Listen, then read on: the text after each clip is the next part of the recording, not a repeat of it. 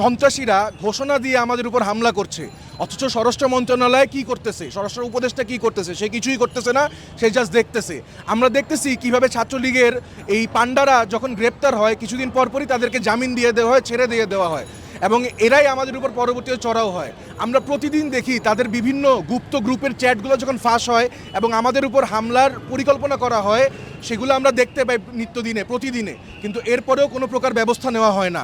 আমরা এর তীব্র প্রতিবাদ জানাই। আমরা চাই যে আমাদের স্বরাষ্ট্র উপদেষ্টা যাতে কোনো পদক্ষেপ নেয়, আর সে যদি না পারে তাহলে গদি ছেড়ে দেখ।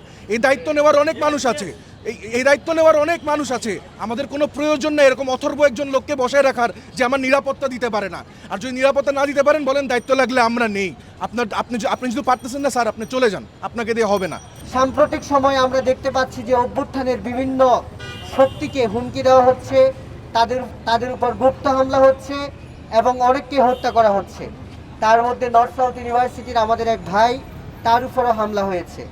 প্রথমত আমরা এটা নিন্দা জানাই এবং আমরা সরকারকে বলতে চাই, বিশেষত স্বরাষ্ট্র উপদেষ্টাকে বলতে চাই, আপনি ইতিমধ্যেই ব্যর্থতার পরিচয় দিয়েছেন। আপনার প্রতিটি কর্মকাণ্ড প্রশ্নবিদ্ধ। আপনি এই যে ওবায়দুল কাদের, যে এই গণহত্যার পিছনে যে দায়ী ছিল, 3 মাস দেশে থাকার পরও আপনি তাকে গ্রেপ্তার করতে পারেননি। আপনার সেই এজেন্সি যারা ছিল তারা কি কাজ করেছে, আজকে সেটি আমরা জানতে চাই।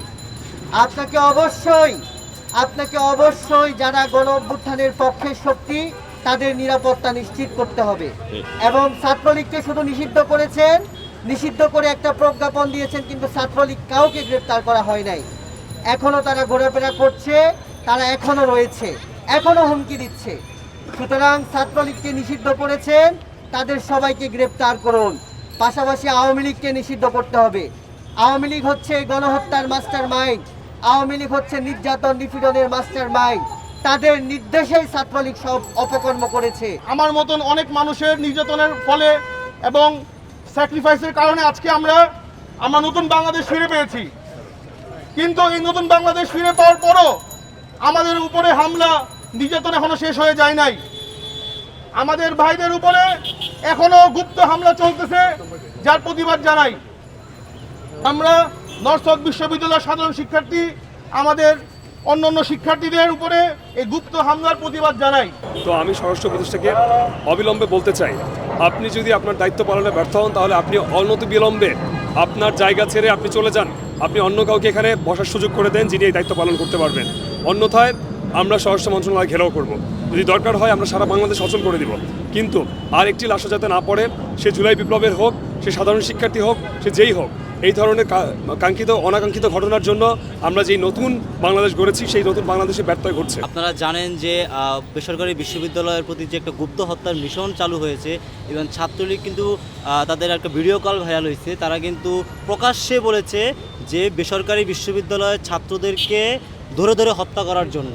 ইভেন তারা এটা একটা জয় বাংলা বিপ্লব বা জয় বাংলা নামে কালেমা, তারা জয় বাংলাকে কালেমার উপর রূপান্তরিত করার জন্যই কিন্তু বেসরকারি বিশ্ববিদ্যালয়ের শিক্ষার্থীদেরকে হত্যার যে একটা নীল নকশা করেছে। এবং সেই নীল নকশা অনুযায়ী কিন্তু আমরা দেখতে পাচ্ছি যে আমাদের বিভিন্ন বিশ্ববিদ্যালয়ের শিক্ষার্থীদেরকে হত্যা করা হচ্ছে, হুমকি দেওয়া হচ্ছে, তাদেরকে ঘর থেকে বের হলে তাদেরকে হত্যা করা হবে, এরকম ধরনের হুমকি দেওয়া হচ্ছে। তো এই বর্তমান বাংলাদেশে ছাত্র জনতার রক্তের উপর যে সরকার দাঁড়িয়ে আছে, সেই সরকারের সময়ে যদি ছাত্ররা যদি অনিরাপদ থাকে, তাহলে এটা আসলে কোনোভাবেই কাম্য নয়। সেই জায়গা থেকেই আমরা কিন্তু আমাদের অবস্থান স্পষ্ট করার জন্য নর্থ সাউথ বিশ্ববিদ্যালয়ের পক্ষ থেকে আজকে আমরা এখানে অবস্থান কর্মসূচি নিয়েছি।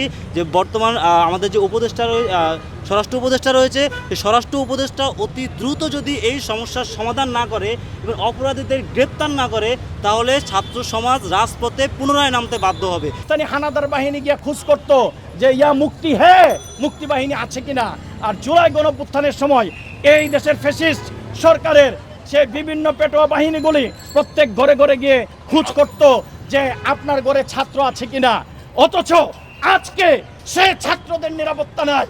আজকে যাদের রক্তের উপর দাঁড়িয়ে আপনারা আজকে এই ফ্ল্যাগ উড়ে হাঁটতেছেন, ঘুরতেছেন, মন্ত্রী পদমর্যাদা বিভিন্ন সুযোগ সুবিধা নিচ্ছেন, আজকে সেই ছাত্রদের নিরাপত্তা নাই।